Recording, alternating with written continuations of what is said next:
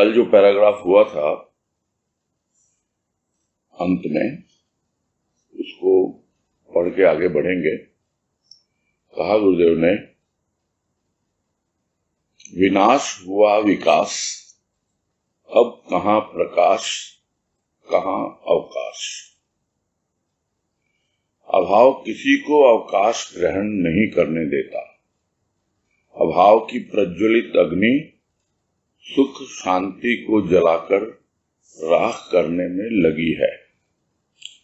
प्राप्त में यदि सुख अनुभव न किया तो अभाव की अग्नि जलती ही रहेगी।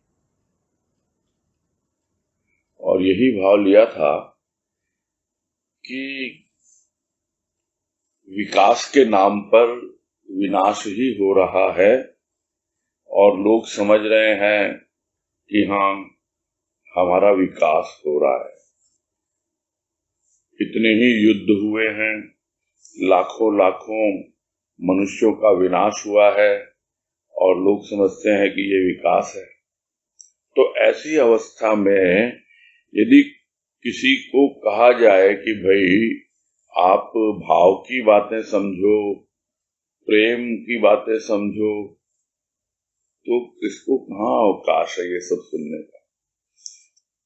जबकि इन्हीं सब से प्रकाशित होकर के जीवन आगे बढ़ता है।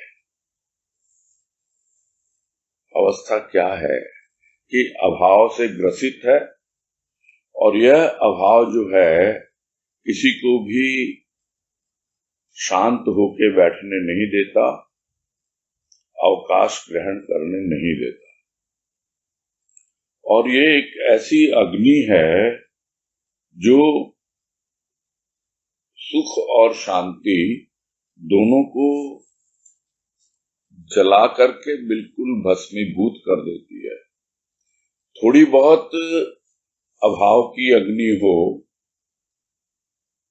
तो अलग बात होती है, किंतु यह तो ऐसी अग्नि है जो हमेशा जलती ही रहती है और प्राणी के जीवन से सुख और शांति हमेशा के लिए विदा हो जाती है। क्योंकि जो कुछ मिला है उसे, जो कुछ प्राप्त है, उसमें तो सुख मानता नहीं है और की रट लगाए रहता है। तो ऐसे में तो अभाव की अग्नि कैसे बुझे, जलती ही रहती है, समय कितना भी हो जाए। पूरा जीवन व्यतीत हो जाता है और प्राणी के जीवन से अभाव दूर नहीं हो पाता है। आगे कह रहे हैं आज कि अभाव का भाव कब उत्पन्न हुआ। प्राणी गर्भस्थ हुआ, अभाव प्रारंभ हुआ।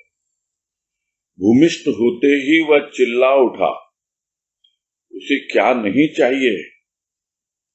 वायु, जल, खाद्य उसकी प्रथम आवश्यकता थी। उम्र ज्यों-ज्यों बढ़ती गई, आवश्यकताएं अति मात्रा में बढ़ती गई। आवश्यकताओं का कहीं अंत न था, अभाव का भी। और यही कह रहे गुरुदेव कि जैसे ही प्राणी गर्भस्थ हुआ, यानी कि मां के गर्भ में आया, तभी से उसको विरासत में अभाव मिल जाता है। क्योंकि माता पिता अभाव में जीते हैं, इसलिए जैसे ही गर्भ में आएगा नहीं, वही भाव, वही विचार अभाव से संबंधित उसके जीन्स में, यानी उसके अंग प्रत्यंग में समा जाते हैं। तो भूमिष्ठ तो बाद में होगा, गर्भ में आते ही अभाव का भाव उत्पन्न हो जाता है। और जैसे ही भूमिष्ठ होता है, यानी गर्भ के बाहर आता है, तो साधारणतः हम देखते ही हैं कि बच्चा बाहर आता है, रोने लगता है, और वो किस लिए रो रहा है? वो अभाव में ही रो रहा है। और वो जो उसका चिल्लाना, वो रोना जो भूमिष्ठ होते ही प्रारंभ हुआ, वो आजीवन चलता ही रहता है। क्योंकि क्या नहीं चाहिए उसे? सब कुछ तो चाहिए, और प्रकृति ने दिया भी है सब कुछ। वायु सांस लेने के लिए चाहिए, जल चाहिए प्यास बुझाने के लिए, भोजन चाहिए भूख मिटाने के लिए।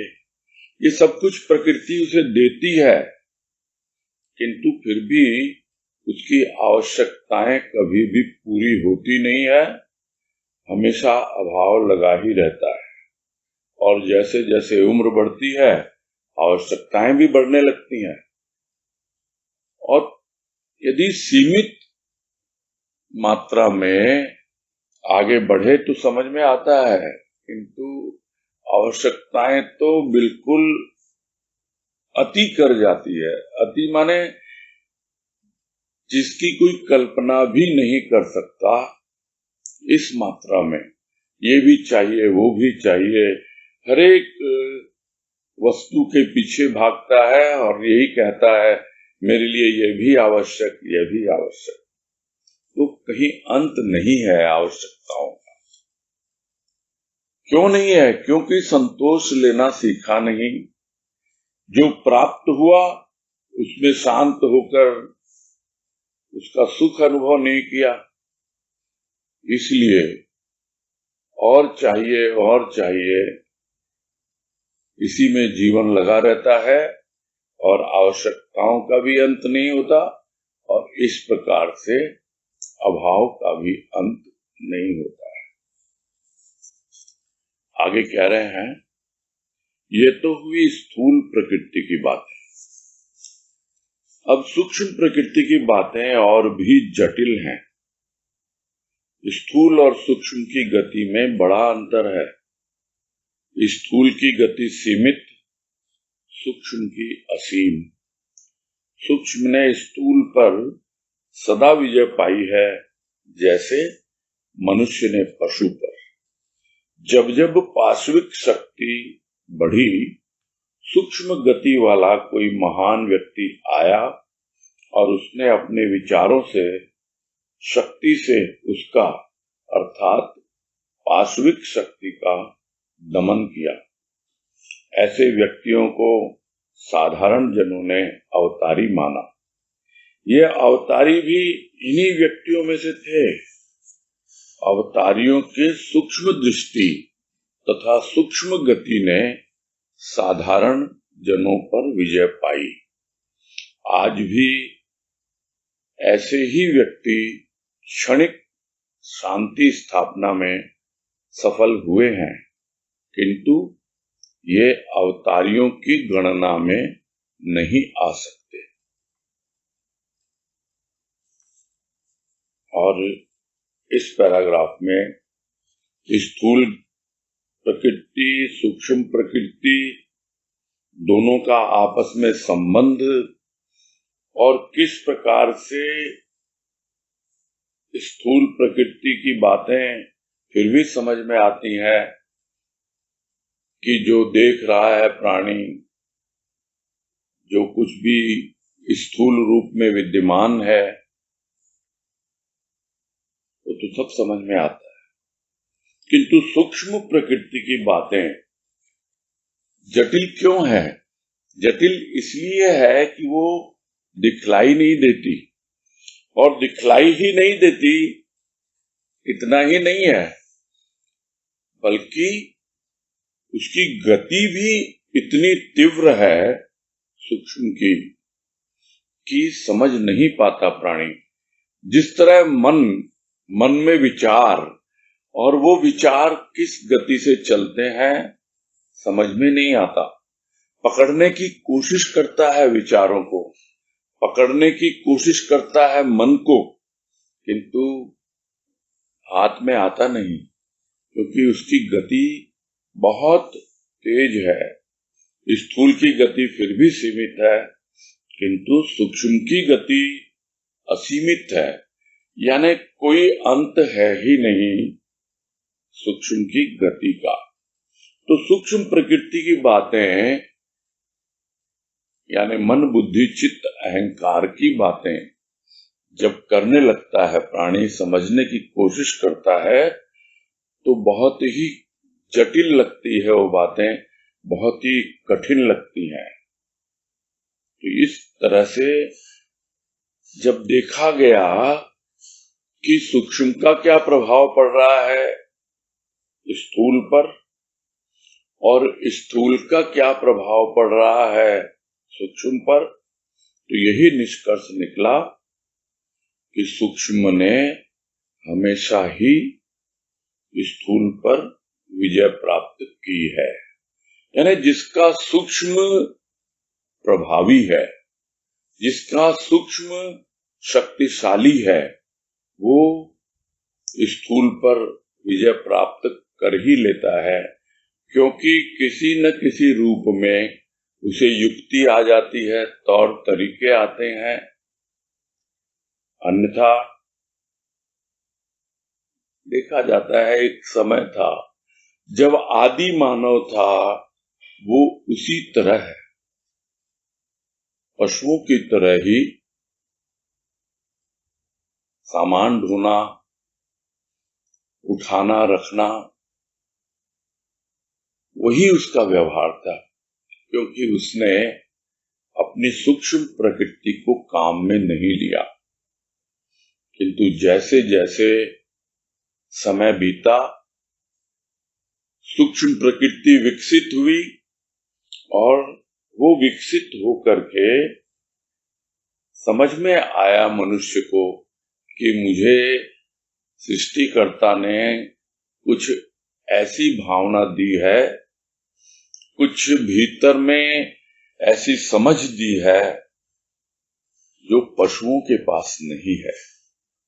तब उसने पशुओं से काम लेना शुरू किया और आज भी सूक्ष्म जिसका प्रभावी होता है वो स्थूल पर विजय प्राप्त करता ही है, जैसे मनुष्य ने पशु पर विजय प्राप्त की है। और यह जो पाश्विक शक्ति है, यानी आसुरी शक्ति, जो तन बल पर ही ज्यादा आश्रित रहती है, वो पाश्विक शक्ति जैसे जैसे बढ़ती है तो कोई न कोई अवतारी बन के आ जाता है, जिसके भीतर सूक्ष्म की असीम गति होती है और अपने विचारों से, अपने भावों से, अपनी सोच से वह उस सूक्ष्म की शक्ति का व्यवहार करता है और पाश्विक शक्ति का दमन करता है। तो इस तरह अवतारी आते हैं यदा कदा, किंतु संत महापुरुष जो हैं वो अक्सर देखने को मिल जाते हैं और शांति स्थापित करने का प्रयास भी करते हैं और कुछ अंशों में सफल भी होते हैं, क्योंकि लोगों को चमत्कार की आदत हो जाती है। अवतारी उसी को माना जाता है जो कुछ चमत्कार करता है। जैसे कृष्ण ने किया, उंगली पर पर्वत उठा लिया तो सब लोग मान गए कि हाँ भाई ये भगवान है। उसी तरह राम ने कितने ही राक्षसों का वध किया और लोग मान लेते हैं कि जो हमसे संभव नहीं था वो इसने किया। किंतु संत महापुरुष क्या करते हैं, वो चमत्कार नहीं दिखलाते हैं, वो अपनी सूक्ष्म की गति के द्वारा शांति को महत्व देते हैं और शांति स्थापना करने में कुछ अंशों में सफलता पाते भी हैं, किंतु लोग उनकी ओर ज्यादा आकृष्ट नहीं होते, क्योंकि उनकी मान्यताएं अवतारियों के प्रति अलग है। और अगर है भी तो यह सोच लेते हैं कि यह संत है, यह भी अवतारी है, और कह देते हैं कि यह तो कलयुग का अवतार है। जबकि देखा जाए तो संत तो साधारण जनों में से ही आगे बढ़ते हैं, उसी में प्रकट होते हैं। तो उनकी जो दृष्टि होती है वो बहुत ही सूक्ष्म की होती है और पैनी दृष्टि होती है, तीव्र होती है। इसलिए साधारण जनों से वो अलग होते हैं। समय पाकर ही लोग पहचान पाते हैं उन्हें। इसीलिए शांति स्थापना में थोड़ा समय लगता है, फिर भी लोग उनके जीवन काल में समझ नहीं पाते हैं उनको। इसलिए गुरुदेव कह रहे हैं यहाँ कि ये अवतारियों की गणना में नहीं आ सकते हैं, क्योंकि वो कोई चमत्कार नहीं करते हैं, वो लोगों पे जोर जबरदस्ती नहीं करते हैं, वो किसी का वध नहीं करते हैं। वो तो प्रेम पूर्वक सबको समझाते हैं और शांति का ही पाठ पढ़ाते हैं और शांति स्थापना करने में ही अपने जीवन की सफलता मानते हैं। आगे कह रहे हैं, अभाव हुआ स्वभाव।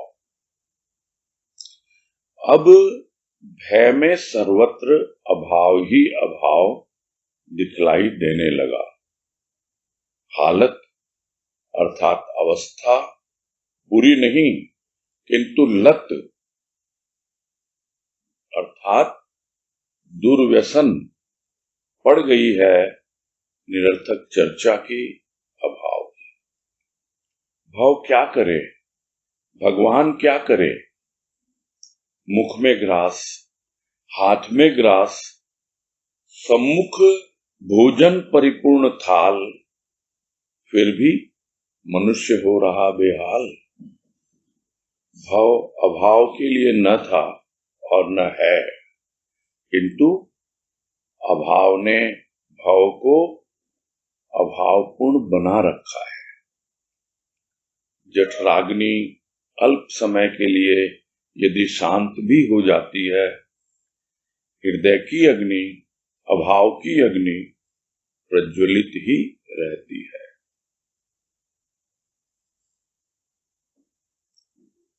और संसार में जो अवस्था है लोगों की, उसके बारे में गुरुदेव कह रहे हैं यहाँ कि प्रत्येक प्राणी मात्र का स्वभाव ही बन गया है अभाव में जीने का। और यह जो अभाव है, यह भय को लेके आता है। जो पहले भी हमने उस वाणी पे चर्चा की थी, जो गुरुदेव की वाणी है, भाव से भव, अभाव से भय, प्रभाव से निर्भय, स्वभाव से अभय। अब फिर से इस पे बात नहीं करेंगे, किंतु इसका जो एक हिस्सा है कि भाव से भव, यानी जिसका जैसा भाव होगा वैसा ही उसका संसार होगा। किंतु यदि प्राणी का स्वभाव ही अभाव बन जाए तो अभाव से तो भय आएगा ही आएगा। ये भय का जनक अभाव है। और भय किसको पैदा करता है? भय पैदा करता है भ्रम को। और भ्रम ऐसा चलता रहता है जीवन में कि प्राणी की बुद्धि सही गलत का निर्णय ही नहीं ले पाती है कि क्या मुझे प्राप्त करना है, क्या मैं प्राप्त कर रहा हूं और किस तरह मुझे जीवन यापन करना है। सोचने समझने की सारी शक्ति उसकी क्षीण पड़ जाती है इस भ्रम के कारण। और वो भ्रम आया भय के कारण, और वो भय आया अभाव के कारण। इसलिए गुरुदेव कह रहे हैं यहां कि जब अभाव ही स्वभाव बन जाता है लोगों का, यानी हर बात में, दिन हो या रात हो, हर समय अभाव ही अभाव की चर्चा आपस में करते रहते हैं लोग, तो क्या होगा? यही ना कि हर जगह भय ही भय दिखलाई देगा। तो भय में सर्वत्र अभाव ही अभाव, और अभाव की वजह से भय, यानी एक ऐसा दुष्चक्र प्रारंभ हो जाता है कि प्राणी समझ ही नहीं पाता कि किस तरह इस चक्र से बाहर निकला जाए। अभाव आता है, भय होने लगता है। आज तो बहुत पैसा है, कल को पैसा ना हो तो, धन दौलत की कमी हो गई तो क्या होगा? अभाव ले लेता है। और यह अभाव काल्पनिक है, देने वाले ने सब कुछ दिया है, किंतु उस प्राप्त में सुख अनुभव करना वो तो सीखा ही नहीं है। इसलिए गुरुदेव कह रहे हैं यहां कि हालत बुरी नहीं थी, किंतु लत पड़ गई है निरर्थक चर्चा की। और वो निरर्थक चर्चा क्या है? अभाव की चर्चा। अरे भाई, सत्संग कर रहे हैं, कुछ तो प्रभु की कृपा से हमें प्रेम और भाव की अनुभूति हुई है, तो फिर क्यों ना हम प्रेम और भाव की चर्चा करें आपस में। एक सत्संगी दूसरे सत्संगी से भी मिलता है, तो क्या, अरे भाई ये देखो बच्चा परेशान कर रहा है, ये ऐसे कर रहा है, वैसे कर रहा है, और ये मेरे पति देव तो सुनते ही नहीं है मेरी। मतलब अभाव ही अभाव की चर्चा। भाव की तो है ही नहीं, प्रेम की तो कोई बातें ही नहीं होती, जबकि हम सत्संगी कहला रहे हैं, अपने आप को समझते हैं। तो क्यों अभाव की जीवन में चर्चा करें? अब तो प्रेम की पूंजी को खर्चा करें। ये पंक्तियां दो याद आ गई भजन की, कि प्रेम की पूंजी को खर्चा करें। अब तब हमें समझ में आएगा कि अब हमारी हालत जो है बुरी नहीं है, हम बहुत मजे में हैं, बहुत अच्छे से संतुष्ट होकर शांतिपूर्ण जीवन बिता रहे हैं। होंगे जो भयभीत हो रहे होंगे, होंगे जो अभाव में जी रहे होंगे, किंतु हम तो भाव में जीते हैं और बहुत प्रसन्न चित्त होकर जीते हैं। तब पता लगेगा कि हालत बुरी नहीं, और जो लत जो थी, बुरी आदत, वो अब सुधर रही है। और अब कोई भी निरर्थक अभाव की चर्चा नहीं हो रही है। तो यदि ये आदत पड़ी रही अभाव की चर्चा की, तो फिर क्या करेगा भगवान? क्या करेगी दुनिया? कौन किसको समझाने आए? सब तो इसी में लगे हुए हैं। अरे जरा देखो तुम क्या हालत है। और गुरुदेव यहां उदाहरण दे रहे हैं कि मुंह में ग्रास है, हाथ में ग्रास है, और सामने भोजन की थाली पूरी भरी हुई है, फिर भी मनुष्य बेहाल हो रहा है।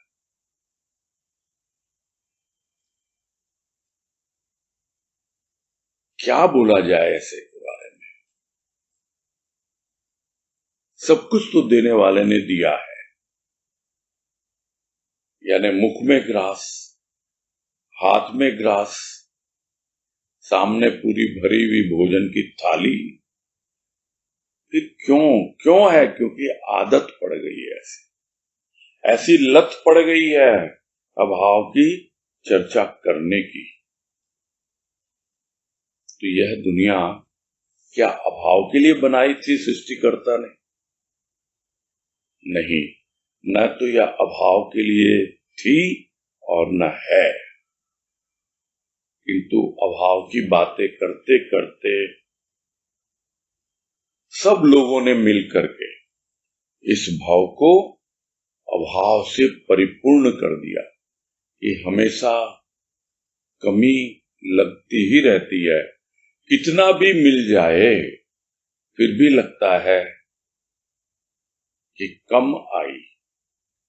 वाणी में कहा ना गुरुदेव ने, कमाई कम आई। कितना भी कमाई कर लो हमेशा यही लगता रहता है कि कम आई। इस वजह से ये पूरा भाव यानी संसार अभावपूर्ण बन जाता है।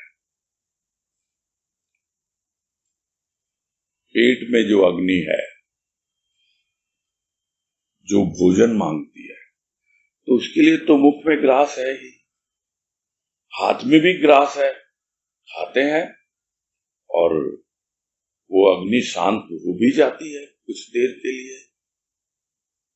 किंतु जो भीतर अभाव की अग्नि जल रही है हृदय में ही नहीं, पूरे सूक्ष्म में, समझ नहीं पाता पूरी की पूरी सूक्ष्म प्रकृति, मन बुद्धि चित्त अहंकार सब कुछ उस अभाव की ही माला जपते हैं। जब देखो क्या करे ये मन मानता ही नहीं, क्या बोले अब ये दिल में तो बड़ी बेचैनी रहती है, ये बुद्धि क्या मुझे समझ में ही नहीं आता, और ये अहंकार तो इतना बदमाश है, हमेशा नीचा दिखाता रहता है। तो क्या है ये सब? अरे देने वाले ने सब कुछ दिया है, काम में लो उनको, भावपूर्ण ढंग से काम में लो, तब समझ में आएगा कि अभाव की अग्नि अब धीरे धीरे शांत हो रही है, और नहीं तो अभाव की अग्नि हमेशा हमेशा प्रज्वलित ही रहती है। यही दुनिया की हालत है। बुरी नहीं थी, किंतु अभाव की चर्चा ने दुनिया को ऐसा बना दिया। आगे कह रहे हैं, अभाव एक ओर उन्नति का कारण बनता है तो दूसरी ओर व्याकुलता। अभाव प्राप्ति के लिए सचेष्ट बनाता है, किंतु प्राप्ति के पश्चात भी वह शांत नहीं होता। अवस्था ऐसी हो जाती है कि मानसिक व्यवस्था का संतुलन ही बिगड़ जाता है। और उसी बात को और अच्छी तरह से गुरुदेव यहां समझा दे रहे हैं कि ठीक है, संतुष्ट होके नहीं बैठ सकते आप, कुछ न कुछ करना है। तो हमें कुछ कमी लगती है जीवन में, तभी तो हम आगे बढ़ने की सोचते हैं। तो ठीक है, यह अभाव, इसके भीतर भी कुछ न कुछ पॉजिटिविटी छिपी हुई है। कितना ही हम सोचें कि ये विकार है वो विकार है, हर एक विकार में कुछ न कुछ अच्छाई छिपी हुई होती है। और यह जब हम आनंद पथ जो षट विकारों की बातें गुरुदेव ने हमें समझाई, तो हमें समझ में आया कि उनका सीमित ढंग से यदि उपयोग किया जाए तो वो हमारी उन्नति में सहायक होते हैं। उसी प्रकार अभाव यदि सीमित रूप से समझा जाए तो उन्नति का कारण बनता है, इसमें कोई संदेह नहीं है। किंतु जब ज्यादा हो जाता है अभाव, यानी हमारा ध्यान अभाव ही अभाव पर लगा रहे, तो फिर वो भीतर में व्याकुलता भी पैदा करता है। क्या करूं, क्या न करूं, ये नहीं है, वो नहीं है। जो कल भी किसी ने प्रश्न किया था कि यदि प्राप्त में सुख अनुभव कर लेगा तो फिर आगे कैसे बढ़ेगा। आगे बढ़ना है, किंतु व्याकुलता लेके आगे नहीं बढ़ना है। जो मिला, देने वाले ने दिया, उसकी कद्र करनी है, और कद्र ही नहीं करनी है, आगे बढ़ने के लिए सचेष्ट भी रहना है। क्यों? क्योंकि यह अभाव ही है जो हमें बतलाता है कि अभी भी पूर्णता उपलब्ध नहीं हुई है। अभी भी तुम्हें पूरक चाहिए,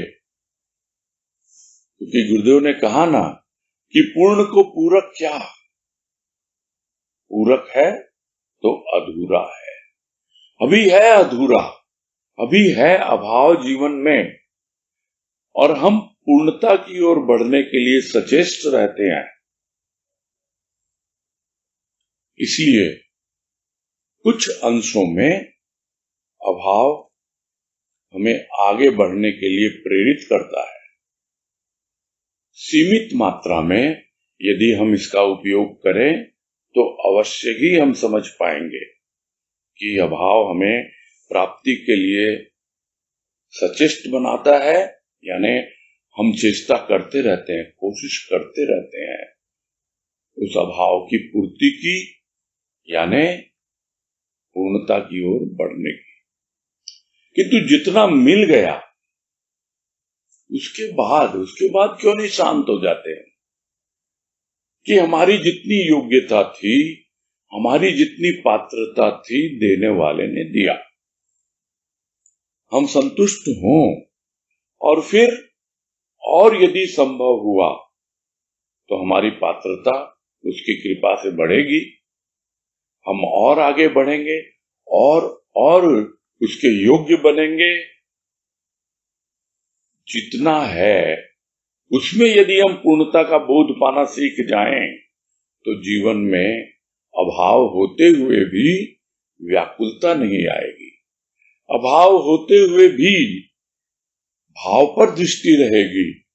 इसलिए हम भयभीत नहीं होंगे, इसलिए हम भ्रमित नहीं होंगे, अपने आप सही ढंग से हम निर्णय लेंगे और प्राप्त जितना हुआ उसको प्राप्त करके शांति और संतोष का भी अनुभव करेंगे।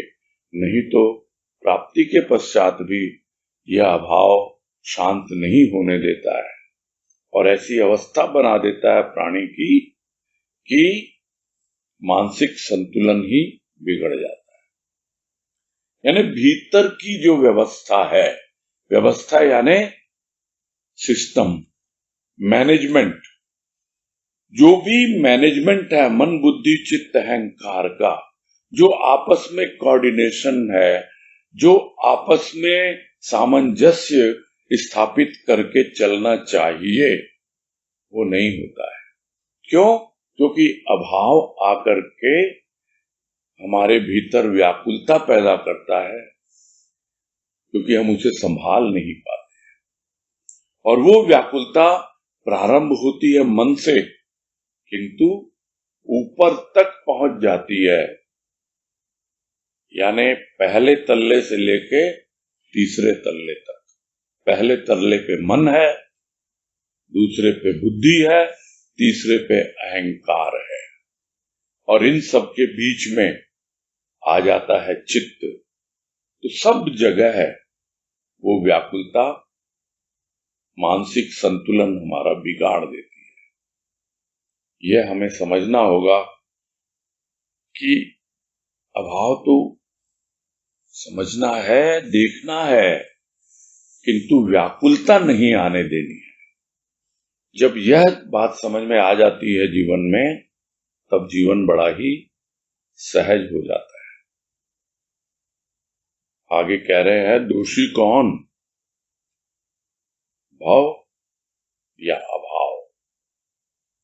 भव वह क्षेत्र है जहां सफलता विफलता दोनों ही वक्र गति से नृत्य करती रहती हैं। जयमाला के अधिकारी वे ही व्यक्ति होते हैं जो अधिकार नहीं चाहते, विकार नहीं चाहते, चाहते हैं शांति प्रेम। अभाव की अग्नि के उपासक आसपास निराशा अशांति फैलाते नजर आते हैं। शांत व्यक्ति को देख ये उपासक अशांत हो जाते हैं। इनके अशांत विचार दूषित कीटाणुओं का कार्य करते हैं। अतः अभाव रोग भाव में सर्वत्र व्याप्त सा प्रतीत होता है। तो यह जो अवस्था बनी हुई है प्राणी की, जहां उसका मानसिक संतुलन ही बिगड़ जाता है, कुछ सोच समझ नहीं पाता है, तो उसके लिए किसे दोषी ठहराया जाए? क्या इस संसार को? इस संसार में ऐसे ही लोग हैं और ऐसे ही लोग हैं और उनकी संगत करते हैं हम, और इसी वजह से हम भी अभाव ग्रसित हो जाते हैं। किंतु संसार तो ऐसा है जहां पर बहुत से लोग आते हैं चले जाते हैं, कुछ अपना जीवन सफल कर देते हैं और कुछ कितना ही कर लो हमेशा रोना ही रोते रहते हैं, हमेशा सर पकड़ के ही बैठे रहते हैं कि मुझसे तो कुछ भी संभव नहीं होता। तो सफलता और विफलता दोनों ही आपस में चलती रहती है। कभी सफलता मिलती है, कभी नहीं मिलती है। तो इसका मतलब क्या हो गया? इसका मतलब हम क्या उसके पीछे परेशान हो, व्याकुल हो?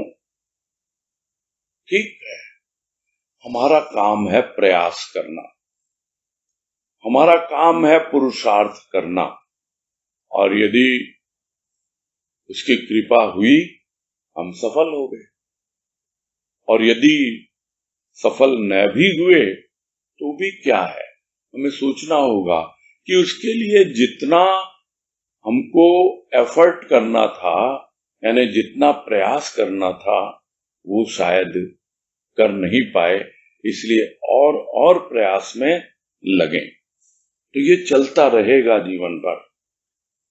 ये दोनों ही सफलता विफलता चलती रहेंगी। यहां गुरुदेव कह रहे हैं वक्र गति से नृत्य करती रहती है, यानी उनकी गति कोई समझ ही नहीं पाया कि किस प्रकार से सफलता मिलती है और किस प्रकार से सफलता नहीं मिलती है। एक ही काम को एक व्यक्ति उसी ढंग से करता है, सफल हो जाता है, दूसरा व्यक्ति भी उसी ढंग से करता है किंतु वो सफल नहीं होता है। तो कहना मुश्किल है, इसकी गति बहुत आड़ी टेढ़ी है, और यह कोई रिदम में नहीं है कि जैसे नृत्य होता है वो ताल पे होता है, एक रिदम में होता है, किंतु ये नृत्य ऐसा है जो कोई रिदम में नहीं है, यानी वक्र गति से सफलता और विफलता चलती चली आ रही हैं। किंतु किसको मिलती है जयमाला, किसके गले में पहनाई जाती है? जो अधिकार नहीं चाहते, जो अपना वर्चस्व नहीं दिखाते, जो अपना अहंकार प्रदर्शित नहीं करते, वही वास्तव में जयमाला के अधिकारी होते हैं। अधिकारी मतलब कैंडिडेट होते हैं। उसके बिना संभव ही नहीं है। जो अपना अधिकार जमाएगा, बतलाएगा कि देखो मैंने ऐसा किया और मैं सफल हूं, आज देखो मैं इस कुर्सी पे बैठा हुआ हूं, आज देखो मैंने इतना कमाई कर लिया है, उससे क्या होना है? वो जयमाला के अधिकारी नहीं है। उन्होंने अपना जीवन कोई सफल नहीं किया है। जो शांत होकर प्रेम और भाव से अपना जीवन बिताते रहते हैं। किसी प्रकार का न कोई पोस्ट, न कोई अधिकार, कुछ नहीं चाहते। और कौन चाहता है? विकार कोई चाहता है?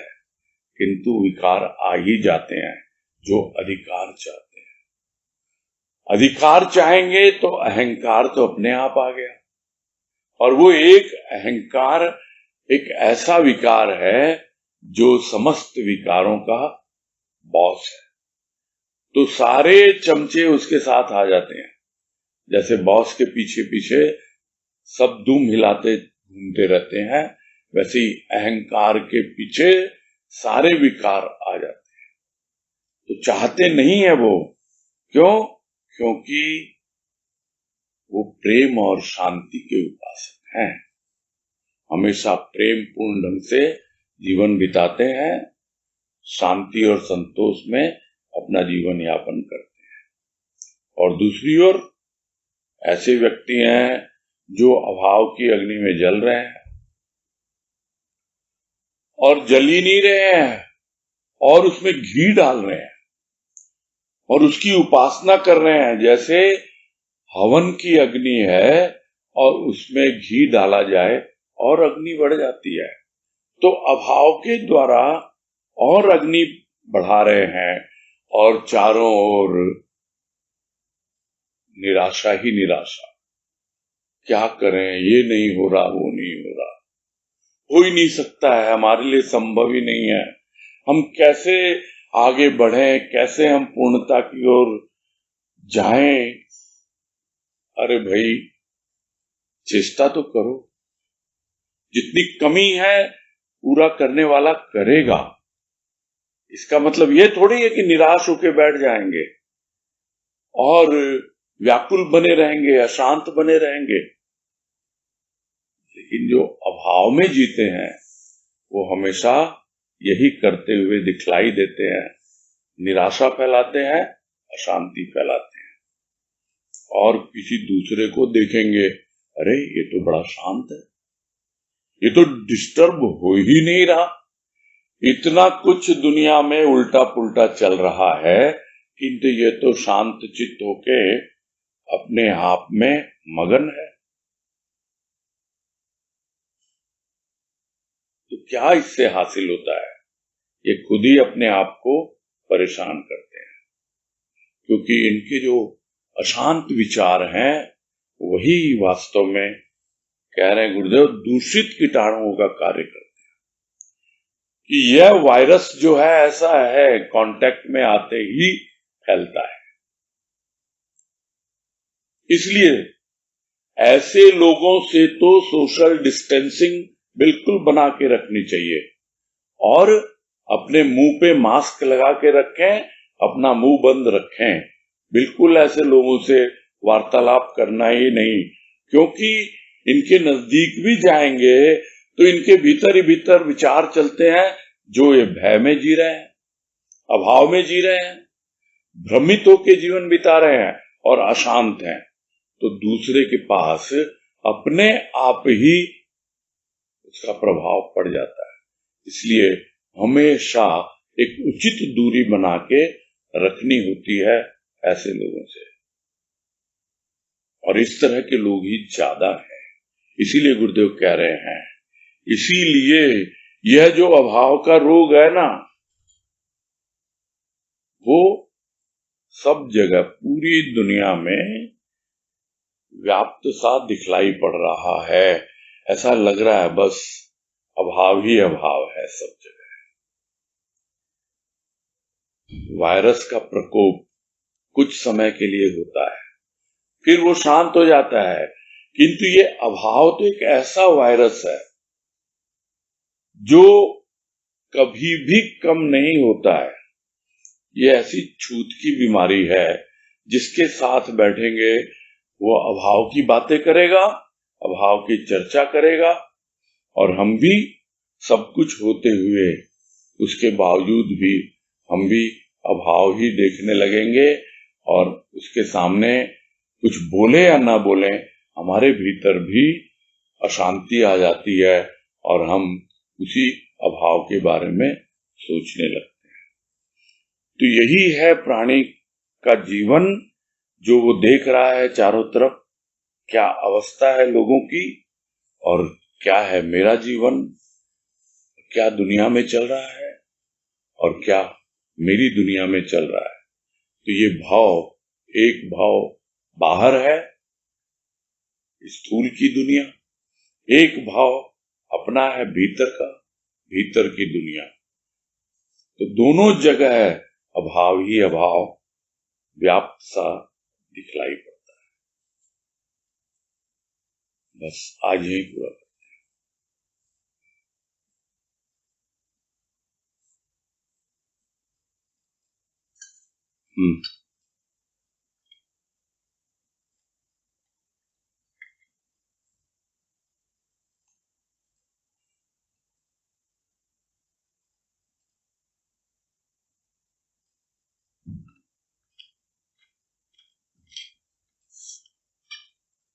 हाँ, सुनीता गोयल को देने पहले। हाँ बोलिए सुनीता। हाँ हरिओम, बोलिए। ये हम लोगों ने अभी सुना है ना कि अभाव का भाव कब उत्पन्न हुआ, कि प्राणी गर्भस्थ हुआ और अभाव कारण हो गया। तो जैसे संसार में आया तो रोना शुरू कर दिया, लेकिन हम लोग तो अभी तक यही सुन रहे थे कि प्रभु के साथ उसका ताल जुड़ा हुआ रहता है, और वो जब संसार में आता है उससे उसका ताल उस समय उससे विलग होता है, इसलिए वो संसार में आके होता है कि मेरा उसके साथ ताल जुड़ा हुआ था। तो यहाँ गुरुदेव लेकिन हमें बता रहे हैं कि गर्भ अवस्था में ही माता पिता के मन में बहुत सारी बातें अभाव की रहती है, इसलिए वो आते हैं। जी हाँ, संसार में नहीं आ गया। जैसे ही गर्भस्थ हुआ ना, यही बोल रहे हैं कि प्राणी गर्भस्थ हुआ, अभाव प्रारंभ हुआ, क्योंकि वो उसकी जीन्स में है। यानी जो उसको अपने पेरेंट्स से मिला है, अपने पिता से, अपनी माता से, वो अभाव ग्रसित थे, इसलिए वो भी अभाव लेकर के ही पैदा होता है। यहाँ यह कहने का मतलब है गुरुदेव का। यहाँ तो यही समझ में आ रहा है, लेकिन हम लोग हमेशा यही सुनते थे कि नहीं, प्रभु से उसका तार जुड़ा हुआ रहता है, इससे वो विलग होकर संसार में आ गया, इसलिए वो बंधन करता है। ये अपनी अपनी, हाँ अपनी अपनी दृष्टि है। किसको क्या मालूम है, लोग बोलते हैं सब कुछ लेकर आया था। बच्चा जब भूमिष्ठ हुआ था तो सब कुछ था उसके पास। ये तो दुनिया में व्यवहार के द्वारा उसने सब मैला कर दिया, ऐसा भी सुनने में आता है। लेकिन यदि उसके पास सब कुछ था तो आया ही क्यों दुनिया में वो? यदि वो पूर्ण था तो फिर आया क्यों? अधूरा था तभी तो आया है ना। जो पहले भी हम लोगों ने जो अभी लेख लिया था ना, उसमें गुरुदेव ने समझाया कि जो ऐसे व्यक्ति होते हैं, या तो वो पूर्णता को उपलब्ध हो जाते हैं और फिर आते ही नहीं है इस दुनिया में, और अगर आते भी है ना तो उनको अपना लक्ष्य बोध रहता है। वो दूसरों को दोष नहीं देते हैं कि भाई मेरे अड़ोस पड़ोस में जो है वो सब अभाव की बातें कर रहे हैं। नहीं, उसको अपना लक्ष्य पता है। इसीलिए कहा ना कि कुछ ऐसे व्यक्ति हैं जो शांति स्थापना में आज भी लगे हुए हैं, किंतु बहुत कम है, इसलिए वो शांति क्षणिक होती है, ज्यादा देर टिकती नहीं है। क्योंकि इन जनरल, यानी कि क्या बोला जाए उसको, 99% लोग जो है वो अशांत ही है किसी न किसी कारणवश। और यहाँ इस लेख में गुरुदेव ने उस अशांति का कारण बताया है अभाव। ये समझना, अभाव के कारण ही व्याकुलता है, अभाव के कारण ही अशांति है। अभाव बुरा नहीं है, ये भी बतलाया बाद में ना। वो उन्नति के लिए हमको प्रेरित करता है, आगे बढ़ने के लिए प्रेरित करता है। किंतु हमको सावधानी ये रखनी है कि हाँ, हम उसके द्वारा व्याकुल ना हो, अशांत ना हो। तो बच्चा आता है, उसको कुछ पता ही नहीं है ना, सब अपने अपने ढंग से बोलते हैं। बच्चा अगर आया और रोता नहीं है तो सबसे पहले तो हाँ, डॉक्टर परेशान होता है, वो उसको थप्पड़ मार के रुलाता है। तो रोना तो जरूरी है उसके लिए। गुरुदेव यही कह रहे हैं, भूमिष्ठ होते चिल्ला उठा। अरे चिल्ला उठा तो अच्छा ही है ना, कम से कम गले से आवाज तो निकली उसके, नहीं तो गूंगा ही रह जाता।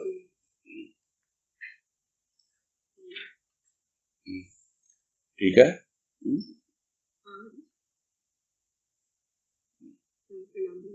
हरिओम। हाँ, तनुश्री शर्मा। प्रणाम भैया। हाँ बोलो। ये जो बात आई, ये पाश्विक शक्ति, तो इससे एग्जैक्टली क्या तात्पर्य? मतलब तामसिक? हाँ, तामसिक कह लो, आसुरी कह लो। पशु क्या है, पशु के पास दिमाग थोड़ा ही होता है, तो है तो मनुष्य, किंतु दिमाग नहीं है उसके पास, सोचता ही नहीं है, समझता ही नहीं है बिल्कुल भी, सिर्फ स्थूल पे ही ज्यादा विश्वास रखता है। तो वो स्थूल की शक्ति अर्जित करने में ही, तन बल धन बल में ही लगा रहता है, सूक्ष्म की कोई बात सोचता ही नहीं है। जो सूक्ष्म की बातें सोचते हैं, जो सूक्ष्म गति वाले होते हैं, उनके पास एक अलग ही शक्ति होती है, और वही पाश्विक शक्ति पर विजय प्राप्त करती है। जिस तरह रावण के पास पाश्विक शक्ति थी और राम के पास वो सूक्ष्म की शक्ति थी। शारीरिक बल उतना नहीं था, किंतु भीतर का बल था, अंदर का मानसिक बल कहें, आत्मबल कहें, कुछ भी कहें उसको, तब जाकर के वो पाश्विक शक्ति पर विजय प्राप्त कर पाता है।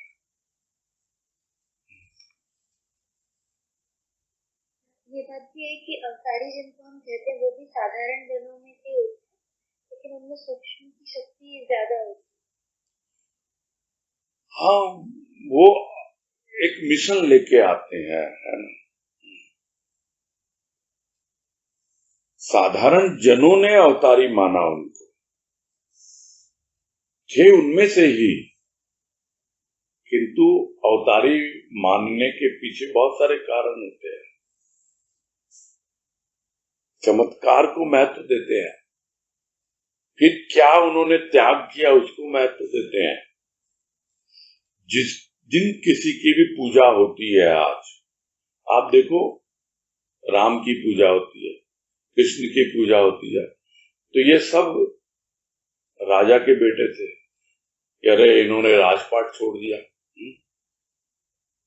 महावीर की पूजा होती है, बुद्ध की पूजा होती है, ये सब राजा के बेटे थे। तो लोग समझते हैं, अरे अच्छा, इन्होंने तो अपना सब कुछ छोड़ दिया, राजपाट, और हमारे लिए देखो कितना सैक्रिफाइस किया है।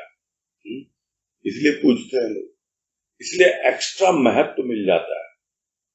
और एक साधारण सा रैदास है, कबीर है, गरीब घर में पैदा हुआ है, तो लोग उनको कोई महत्व नहीं देते हैं, लेकिन राम को, कृष्ण को बड़ा महत्व देते हैं।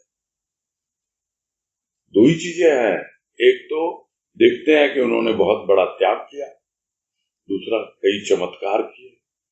जबकि जो संत महापुरुष होते हैं वो बहुत ही शांतिपूर्ण जीवन व्यतीत करते हैं, और उनका पूरा फोकस शांति और संतोष पे ही होता है, प्रेम और भाईचारे पर ही।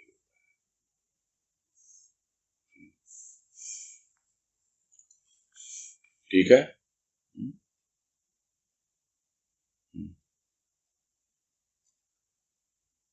हाँ, नेक्स्ट पुष्पा गोयनका।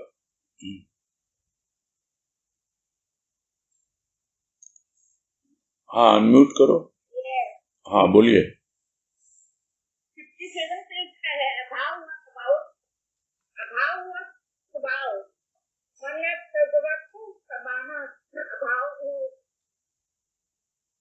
हाँ हाँ मन में सर्वत्र आग लगावर दिखाई देते हैं। भाई आपका इसका मतलब तो यही बैठ रहा है ना, जो बात हुई भी थी कि जहां कहीं देख रहा है वहां पर उसको अभाव ही अभाव दिखलाई दे रहा है। क्यों? क्योंकि सबका स्वभाव ही है अभाव में जीना। जिस किसी को देखता है वो अभाव की ही चर्चा करता है, अभाव की बातें करता है। ये सब आगे गुरुदेव ने समझाया कि प्राणी मात्र का स्वभाव बन गया है अभाव। वो केवल अभाव ही अभाव की चर्चा करता है और वो अभाव भय लेकर के आता है और भय ही सर्वत्र व्याप्त हो जाता है। हर कोई डरा हुआ दिखलाई देता है। क्यों? क्योंकि वो अभाव की चर्चा करता है। यही कहने का मतलब है। आदमी बिना मतलब का भाव समझता है। क्या चीज? भाव नहीं होने पर वो तो अपनी अपनी समझ है, अपनी अपनी समझ है। किसी को तो सब कुछ मिल जाता है फिर भी लगता है कमी है, और किसी को कुछ नहीं मिला तो भी वो संतुष्ट है। सबकी अपनी अपनी समझ है। हाँ, समझ का फर्क है। हाँ ठीक। हाँ, नेक्स्ट पूनम अग्रवाल।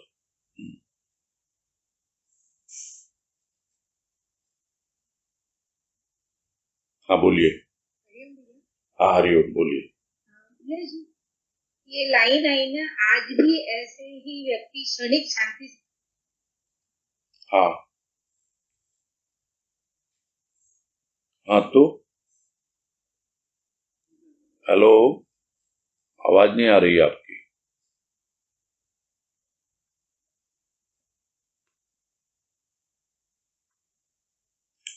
आवाज नहीं सुन रही है मुझे आपकी। वनीता सुन रही है क्या तुमको इनकी आवाज? हाँ भैया जी। पूनम जी की आवाज सुन रही है? जी भैया जी, अभी सुनी थी ना।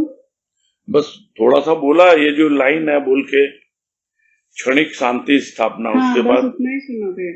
हाँ, उसके बाद बोल नहीं रहे क्या? हाँ बोलिए, इनको बोलो, बोलेंगे जरा। हाँ बोलिए पूनम जी। अब तो है ही नहीं। हाँ, कुछ प्रॉब्लम आई है उनके वहां पर। हाँ, तो जो बोल रही है, पूछ रहे हैं ना, तो इस लाइन के बारे में समझना चाह रहे हैं कि आज भी ऐसे ही व्यक्ति क्षणिक शांति स्थापना में सफल हुए हैं। तो मुझे ये समझ में आ रहा है, वो पूछना ये चाह रही हैं कि क्षणिक शांति क्यों? क्षणिक शांति इसलिए क्योंकि अभाव में ही लगे रहते हैं ना सब लोग। इसलिए थोड़ी देर भाव की बातें सुनते भी हैं तो थोड़ी देर के लिए, कुछ क्षणों के लिए शांति अनुभव में आती है, किंतु बाद में फिर से अशांत हो जाते हैं। यही हालत है। ठीक है, सुन लिया आपने पूनम जी? हाँ हरिओम भैया। हाँ हाँ आवाज आ रही है? हाँ आ रही है, बोलिए। नहीं तो जैसे अभी आपने ये भाव संतों के हिसाब से दिया ना कि वो लोग ये शांति देते हैं। हाँ, तो पर संत जन तो आवाज नहीं आ रही है भैया? आप बोलिए ना, तो तब तो ना मालूम पड़ेगा। हाँ, संत जन तो ये जैसे अवतारियों की गणना में नहीं आते, तो ये तो बराबर है कि संतों को अवतारियों की गणना में नहीं लेते हैं, लेकिन वो क्षणिक शांति वाले भाव मुझे नहीं समझ। मैं वही तो उनकी शांति को संतों के द्वारा जो हमको भाव मिलता है तो वो हमको शांति देते हैं। क्षणिक शांति कैसे? क्षणिक शांति इसलिए क्योंकि जब तक हम उस भाव के प्रभाव में रहते हैं उतनी देर हमें शांति मिलती है। जैसे ही भाव का प्रभाव हटा नहीं, वैसे ही फिर अशांत हो गए। तो कोई ज्यादा लंबी क्या बोले दूरी थोड़ी तय करता प्राणी। थोड़ी सी देर, कुछ देर के लिए शांत होता है, फिर अशांत हो जाता है। तो क्या करे संत महापुरुष, अपना भाव तो देते हैं वो, किंतु प्राणी अभाव में ही लगा हुआ है ना, उसका तो स्वभाव ही अभाव का हो गया है। तो संत जन प्रयास पूरा करते हैं सबको शांति प्रदान करने का, किंतु प्राणी को बस थोड़ा सा क्षणिक शांति मिलती है। तो इसलिए कह रहे हैं क्षणिक शांति स्थापना में सफल हुए हैं। यदि वो पूरी तरह शांति स्थापना में सफल हो जाते तो फिर क्या होता। और अवतारियों का काम शांति स्थापित करना नहीं होता है।